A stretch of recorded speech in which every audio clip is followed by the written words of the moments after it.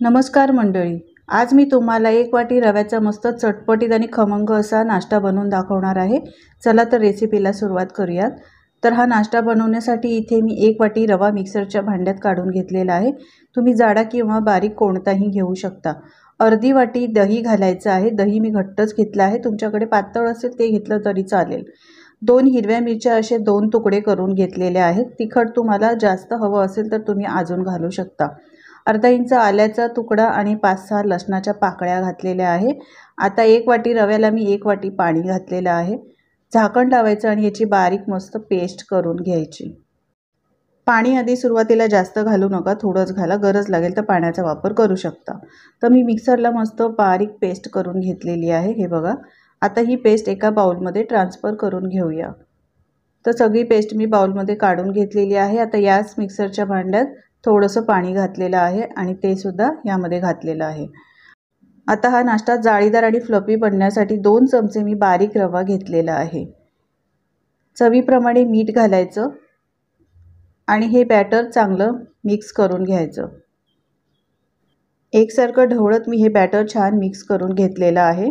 रवा यामध्ये चांगला मिक्स झालेला आहे। आता या बाउलवर झाकण ठेवूया आणि 10 मिनिटं बाजूला ठेवूया, कारण आपण यामध्ये रवा घातलेला आहे। रवा फुलण्यासाठी वेळ लागतो। तर 10 मिनिटांनंतर तुम्ही पाहू शकता आपलं बॅटर मस्त थिक झालेलं आहे। आता यामध्ये काही भाज्या घालूया, तुमच्याकडे ज्या असतील त्या अवेलेबल त्या घालू शकता। थोडासा बारीक चिरलेला टोमॅटो, थोडासा बारीक चिरलेला कांदा, अर्धी मी शिमला मिरची चिरून घातलेली आहे, बारीक चिरलेली कोथिंबीर आणि अर्धा चमचा मी इथे चिली फ्लेक्स घातले आहेत। चिली फ्लेक्स ऑप्शनल आहे, तुमच्याकडे नसतील नाही घातले तरी चालेल। बॅटर सगळं चांगलं मिक्स करून घ्यायचं आहे। त्यानंतर इनोचा सॅचेट घेतला आहे, 1 इनोचा सॅचे यामध्ये घालायचा आहे। तुम्ही ज्या वेळेला हा नाश्ता बनवायला जाल त्यावेळेला इनोचा इथे वापर करायचा। सगळं व्यवस्थित मिक्स करून घ्यायचं आहे। तुम्ही पाहू शकता बॅटर छान फुलून आलेलं आहे। आता इथे मी 2 ग्लास घेतलेले आहेत, त्यापूर्वी मी कढईमध्ये पाणी देखील गरम करायला ठेवलेलं आहे। इथे ग्लासमध्ये मी तेल लावून कोट केलेलं आहे। तेल लावल्यानंतर यामध्ये मिश्रण घालून घ्यायचं आहे। तर दोन्ही ग्लासमध्ये मिश्रण घालायचं, पण पूर्ण वरपर्यंत काठोकाठ भरायचं नाही, कारण हा नाश्ता नंतर फुलून वरपर्यंत येतो। तर हा नाश्ता बनवून झाला आहे। आता हा आपण ग्लास जे आहे दोन्ही या कढईमध्ये ठेवायचे। कढई मी आधीच गरम करायला ठेवली होती। दोन्ही ग्लास यामध्ये ठेवायचे आहे, झाकण लावायचं आहे आणि 7 ते 8 मिनिटं छान वाफवून घ्यायचे आहे।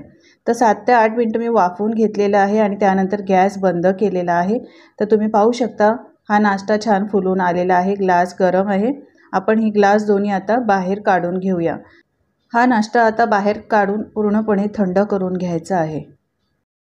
हा नाश्ता मी 10 मिनिटं पूर्णपणे थंड करून घेतलेला आहे। आता याला डिमोल्ड करूया। तर डिमोल्ड करण्यासाठी तुम्ही सुरीचा वापर करू शकता।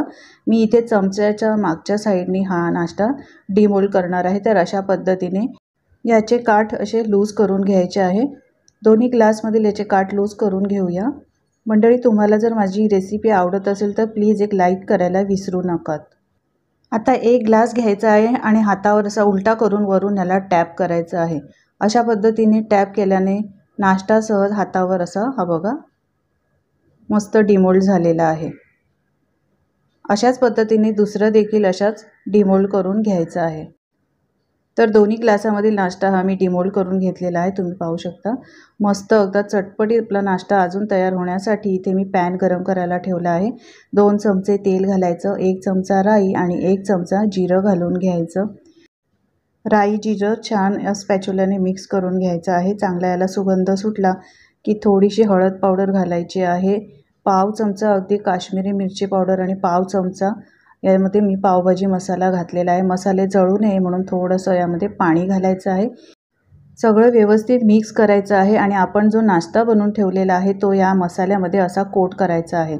अशा पद्धतीने कोट केल्यामुळे मस्त हा नाश्ता आपला स्पायसी, चटकदार आणि चमचमीत बनतो।